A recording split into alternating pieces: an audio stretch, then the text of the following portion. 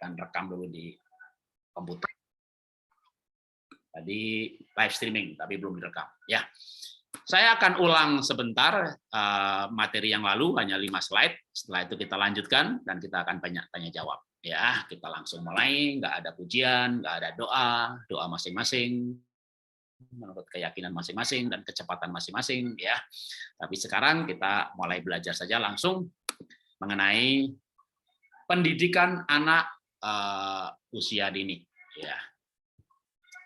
Nah, saya ulang sedikit sesi yang pertama, waktu anak lahir otaknya 1/4, ketika 18 bulan setengah, waktu dia umurnya 6-8 tahun, ukuran fisik otaknya sudah 90%, 18 tahun udah full grow, udah adult, ukuran fisik otak tidak bertambah besar seperti hard disk, maka udah berhenti bertambah.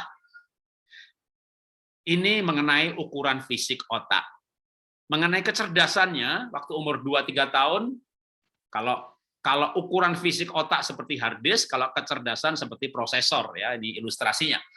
Maka anak 2-3 tahun itu 40% selesai dibentuk, dibangun.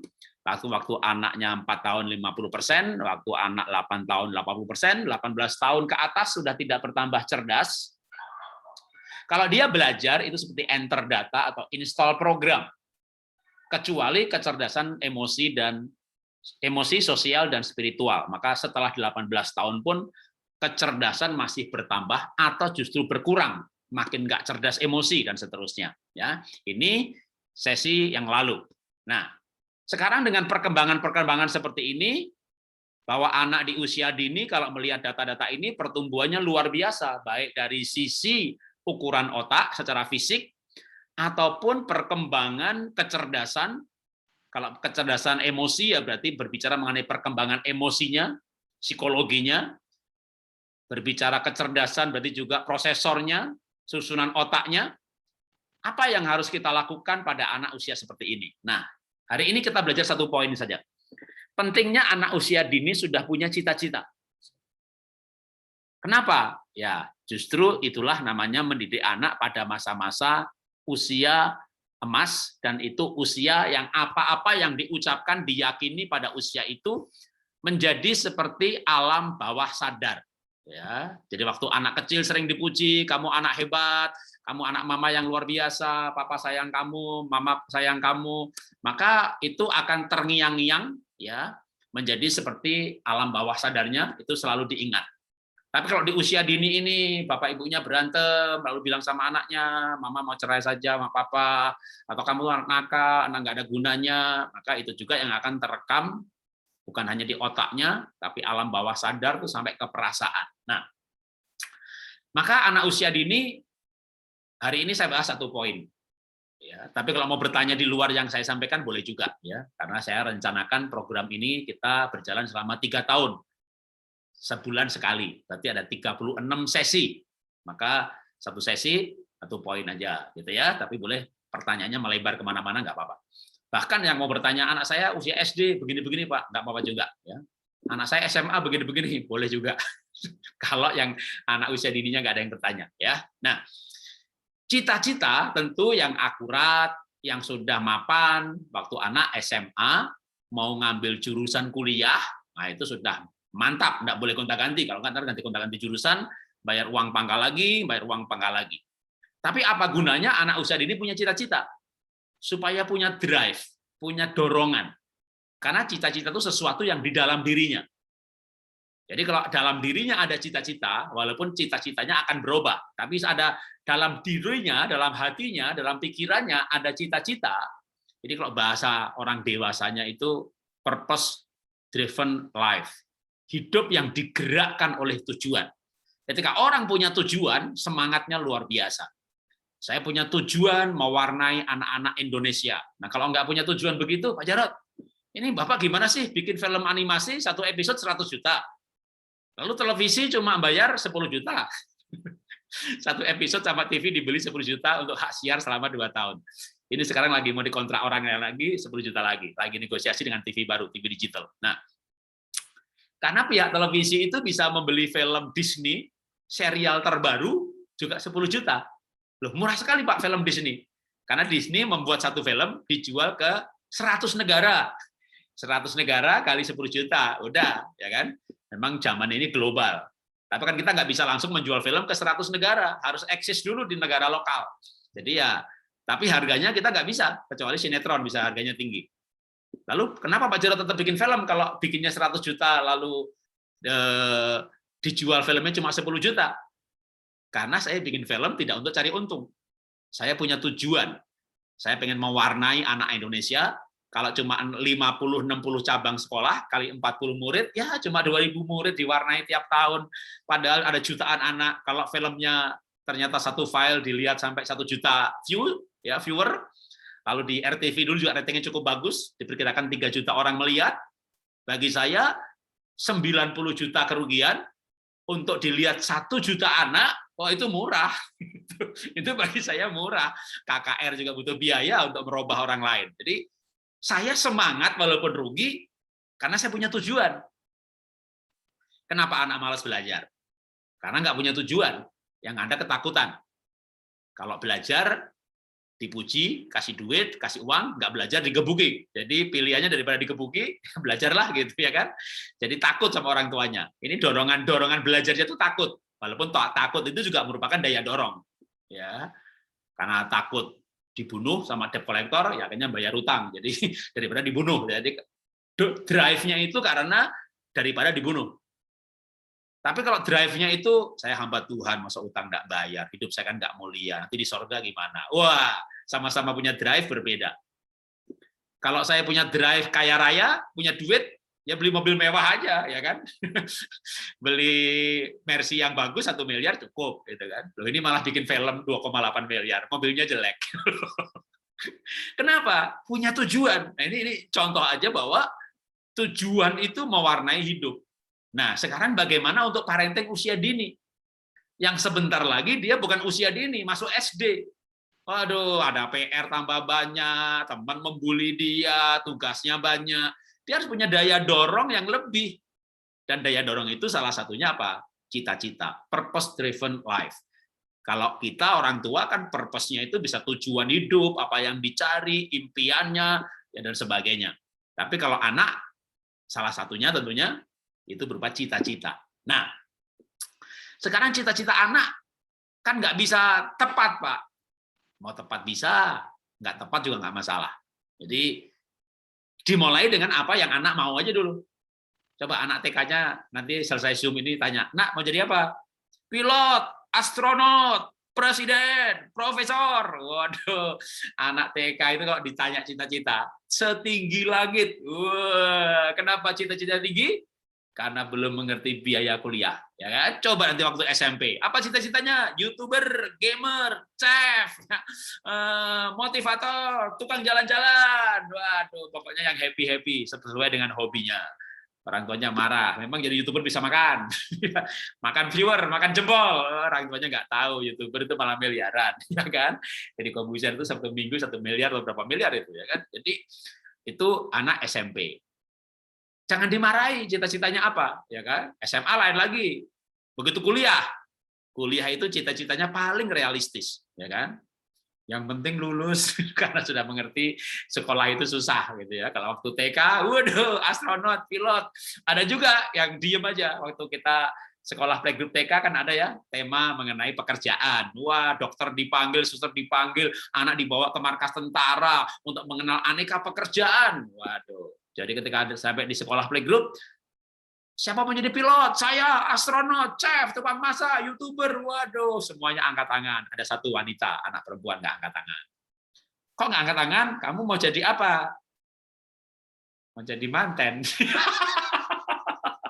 Ada loh yang mau jadi manten, jadi pengantin, jadi putri salju. Waduh, supaya dicintai sama raja. Waduh, ini kecil-kecil romantis banget ini, ya kan? Waduh, ini wah, anak pengen jadi kayak putri salju, menjadi manten. Nggak masalah, apapun cita-citanya. Kenapa? Nanti kita gunakan cita-cita itu untuk memotivasi. Kamu mau jadi manten, wah bagus, kamu anak cantik sih, gitu. Tapi mau jadi manten itu supaya cantik juga pengantin, apalagi putri raja, waduh, itu kayak Ratu Esther, dia dipilih karena, wah gitu kan, Pinter, bukan hanya peratunya, pegawainya aja Daniel Sadramisa Pennego pandainya 10 kali lipat. Ratunya juga harus pinter ya, biar jadi putri yang pinter, rajin belajar. Jadi apapun cita-citanya kita gunakan sebagai motivasi. Anak saya tanya, nanti besar menjadi apa? Gamer. Tahun itu masih belum banyak orang gamer itu masih negatif banget. Jadi anak saya pengen jadi gamer. Waduh, gimana ini? Saya bilang sama anak saya, setuju, Papa sudah selidiki di Google, ternyata gamer bisa 1 miliar 1 minggu. Setuju, Ben, pekerjaan kamu gamer ya. Gitu. Baru saya motivasi, Ben, supaya kamu jadi gamer yang bagus, Ben, kamu nanti kuliahnya di MIT, Ben, Amerika. Ngambil jurusan game maker. Kalau kamu bisa membuat game, mengerti bagaimana prosesnya game, kamu bisa mengakali jadi gamer yang bagus. Makanya dia punya cita-cita berubah ya, selain gamer tambah game maker MIT ya kan. Ngobrol, dia tulis itu cita-citanya. Lalu saya motivasi lagi, Ben. Sekolah di MIT itu mahal, Ben. Papa nggak bisa bayarin. Lah kenapa disuruh ke sana? Bisa gratis, Ben. Masa bisa? Bisa. Kalau kamu dapat beasiswa, Ben. Waduh, dia cita-citanya tambah lagi beasiswa, ya kan? Akhirnya dia rajin belajar, kejar beasiswa untuk pengen menjadi gamer. Singkat cerita ya benar-benar dapat beasiswa, ranking 1 waktu dia kelas 1 SMP, kelas 2 SMP menang ASEAN Scholarship, pergi ke Singapura, junior college di sana. Selama junior college ada 10 pelajaran, 9-nya A. Hanya 1 yang B+. Karena dia mau ke MIT dari Singapura. Karena saya bilang kalau kamu dari Singapura, dari Indonesia Jakarta juara 1 belum bisa MIT gratis. Kamu SMA-nya udah di Singapura, ranking 1 di sana. Dia kejar lo bener-bener. Saya mau MIT beasiswa gitu ya. Akhirnya dia ke Singapura, Sec 3, Sec 4, lalu junior college di Singapura juga di Raffles Institution, lalu selama 4 tahun ini karena straight A gitu ya, lulusnya 9 pelajaran 9A 1B, dia bisa tuh dapat tiket tuh MIT ya kan. Tapi karena 4 tahun sudah pinter, temannya orang pinter, sebagai orang pinter dia mulai ngobrol sesama teman mereka. Lalu akhirnya dia bilang begini sama saya, "Pak, kayaknya aku ganti cita-cita nih." Memang kenapa? Aku nih sudah tes diriku sendiri secara personality pakai MBTI, Myers-Briggs Type Indicator, dan juga pakai DISC, aku tipe stabil, foto karakter aku hijau, tapi yang paling kuat itu pakai personality, aku ini cocoknya inventor, Pak, R&D, bukan gamer. Terus, aku mau kuliah di mechanical engineering aja, setelah itu aku kerja sebagai research development, jadi game itu hobiku aja. Boleh nggak, Pak? Itu maksud Papa dari dulu. Itu maksud dari waktu anak saya main game, saya nggak buru-buru larang gitu. Ngapain dilarang, ya kan? Lebih baik gamenya digunakan sebagai alat motivasi. Dia punya cita-cita mau jadi gamer. Jadi orang punya cita-cita itu bagus daripada nggak punya. Pergilah ke penjara. Mau penjara Tangerang boleh, penjara Nusa Kambangan boleh. Mereka-mereka yang di penjara itu tanya waktu kecil cita-citanya apa? Nggak punya. Kumpulkan CIO, si direktur, orang-orang sukses, orang kaya di muka bumi. Tanya waktu kecil cita-citanya apa, mereka semuanya punya, walaupun sekarang pekerjaannya beda sama cita-citanya. Nggak masalah, tapi satu satuan waktu, orang punya cita-cita, terjadi yang namanya purpose-driven life. Hidup yang digerakkan oleh tujuan. Itulah perlunya mendidik anak usia dini, tanam cita-cita. Ya, pasti mereka akan punya, gurunya di sekolah juga memberikan mata pelajaran kok mengenai aneka pekerjaan, ya kan? Hari ini kita pergi ke tempat tentara, pengen jadi tentara. Besok anaknya dibawa ke tempat restoran, pengen jadi chef. Nanti kita diskusi gimana kalau anak berubah cita-citanya. Kita kasih satu cerita lagi sebelum kita tanya jawab mengenai menanam anak cita-cita. Nah, saya punya foto ini. Foto ini kisah nyata, true story. Anak lahir tahun 92, ini anak umur 5 tahun, berarti ini kejadian tahun 97-98. Ya, kayaknya 97 sebelum kerusuhan. Ini foto anak saya, di sebelahnya itu foto saya. Bisa diperhatikan foto dua-duanya atau mau perhatikan foto saya? Apa kesan Bapak dan Ibu kalau melihat foto saya tahun 98 itu? Boleh nanggap dengan jujur? Kesannya adalah penuh belas kasihan. Masih muda, Pak. Orang Jawa bilang mesake banget. Kasihan. Karena saya orang miskin yang merantau ke Jakarta. Di Jakarta tahun 90 saya tinggal di pinggir kuburan, Kuningan, Jakarta. Kontrak rumah 6 kali 6 meter persegi. Lalu 3 tahun kemudian punya anak, punya rumah kecil. Jadi saya nggak punya duit banyak, maka saya nabung beli tiket ke Singapura. Nggak bisa nginep di hotel, saya nginep di pastori gereja. Sampai di Singapura dimulailah yang namanya perjalanan cita-cita. Karena saya di Astra, waktu itu seorang marketing, dan saya di training mengenai purpose driven life dalam versi sekuler, di mana saya diajarkan bisa cari omset 2 kali lipat, punya cita-cita apa, punya rumah, maka namanya visualisasi cita-cita. Pengen punya rumah, bikin kolase, gambar rumah ditempel, mau keluar negeri, gambar keluar negeri ditempel, begitu. Mau punya mobil, Mercy, tempel Rolls Royce sekalian, gitu ya. Lalu cita-cita itu mulai disuruh bayangin, mengimpikan, ditempel, bikin kolasenya. Lalu mulai disuruh mengucapkan beratus-ratus kali, saya bisa. Lalu punya partner, lawan tanding ya, yang bilang kamu nggak bisa, kamu Jawa, mana bisa dagang, kamu nggak cocok dan jadi pedagang. Lalu kita balas, saya bisa, walaupun Jawa saya bisa, begitu. Itu game dalam camp motivasi. Sampai akhirnya saya bisa itu menjadi alam bawah sadar untuk mengucapkan saya bisa, karena di drill, dilawan, kamu nggak bisa, kamu bodoh, kamu Jawa, kamu nggak cocok, gitu ya. Itu kita buantah terus bisa apa mencapai cita-citanya tadi. Nah, waktu saya jadi salesman terbaik di Astra, lalu 3 tahun kemudian keluar buka usaha sendiri. Nah, training itu saya pikir ini cocok juga nih buat parenting ya, gitu ya, poster cita-cita. Nah, untuk itulah maka saya mulai dengan membuat ini yang saya ajarkan ini udah saya praktekin tahun 98 Bapak Ibu, ya, dan saya praktekkan dan efektif, ya, maka saya berani mengajarkan. Nah, inilah poster cita-cita anak saya. Tapi untuk bikin poster itu supaya ada feel-nya, ada pengalamannya, ada nyawanya, ada jiwanya, kita masukkan dalam pengalaman. Anak dibawa ke Singapura, bikin foto di sana, lalu waktu di Singapura, pulang dari Singapura, foto ini di print. Nah, waktu di print itu saya jadikan poster cita-cita. Kemarin kita ke Singapura ya, seneng nggak kamu di Singapura? Seneng, bagus. Mau nggak sekolah di Singapura? Mau. Tulis dong. Dia yang nulis. Seperti saya waktu di training di Astra, saya harus tulis, mau punya mobil 3 tahun, omset 2 kali lipat, dan seterusnya. Saya bisa, gitu kan. Jadi anak saya mulai tak latih, ya kan. Tulis, bikin posternya, sekolah luar negeri. Jadi cita-citanya bukan dokter, insinyur, gitu, enggak ya. Boleh cita-cita global, sekolah luar negeri. Wah, sampai itu dia tulis, dia omongin, ditanya sama temannya, nanti kalau besar mau kemana? Mau jadi apa? Belum tahu, tapi mau keluar negeri, gitu ya. Dari kecil tuh anak saya itu udah punya cita-cita seperti itu.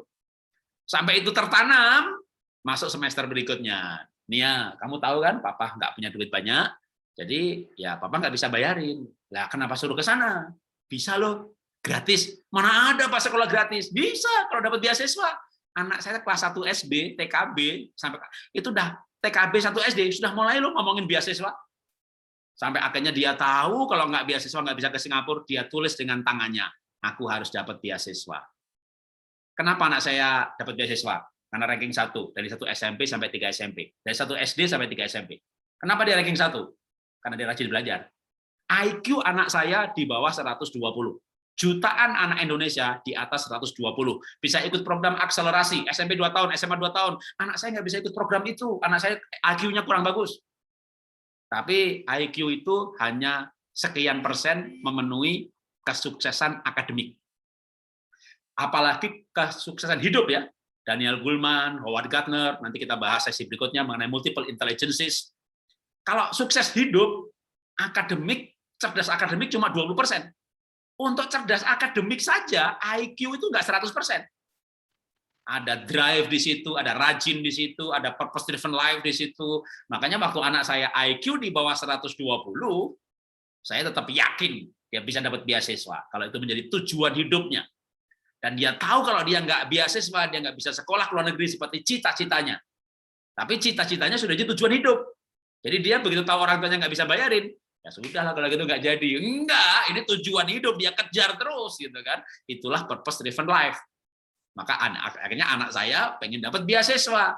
Dan dia tahu itu kalau dia pinter. Jadi kalau dia lagi males, ya dia nggak belajar. Tapi waktu malesnya hilang, capeknya hilang, belajar ya? Iyalah, buat apa? Beasiswa, pinter. Ya kan, ngerti. Diajak dialog ngerti. Nah, itu pentingnya cita-cita. Sehingga cita-cita itu kita gunakan sebagai motivasinya. Apapun cita-citanya. Ya, nanti kalau anaknya punya cita-cita yang aneh-aneh ya kita masuk di talk show tanya jawab ya. Tapi menurut saya anak kecil nggak mungkin. Mau jadi apa? Teroris. Itu bukan anak TK, itu mahasiswa bisa begitu ya. Mahasiswa kecilnya kepahitan, nggak punya hubungan dengan ayahnya, lalu dapat figur baru ayah rohani yang ekstrem dan dia mau jadi teroris gitu. Tapi nggak ada anak TK itu. Menurut saya, kalau ada nanti boleh masuk ke pertanyaan ya. Jadi kita bisa menggunakan cita-cita sebagai alat motivasi yang hebat sekali, karena itu sesuatu yang di dalam dirinya. Biar rajin dikasih duit, duit itu sesuatu yang di luar dirinya. Biar belajar, kalau nggak belajar digebukin, itu ketakutan. Jadi singkat cerita, ceritanya tadi saya sambut, 95 ya, jadi anak waktu itu masih kecil, masih 4 tahun ya.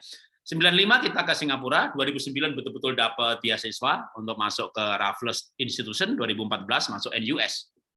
Lalu dia lulus 2017. Jadi sekarang udah kerja 4 tahun, sudah pindah pekerjaan 2 kali ya, dan sekarang malah sudah bisa beli apartemen di Singapura.